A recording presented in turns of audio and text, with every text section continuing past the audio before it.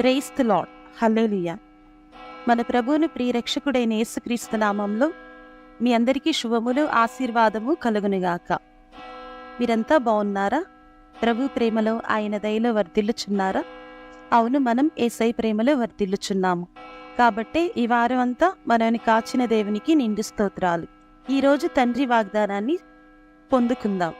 ఈరోజు దేవుని వాగ్దానం: నోటి మాటల చేత కలుగు నొప్పి నీకు తగులకుండా ఆయన నిన్ను చాటు చేయును.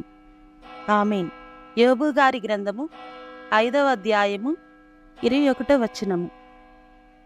ఈరోజు ఈ వాగ్దానం మనందరి జీవితాల్లో, మన దేశంలో నెరవేరునుగాక. God bless you all. Amen.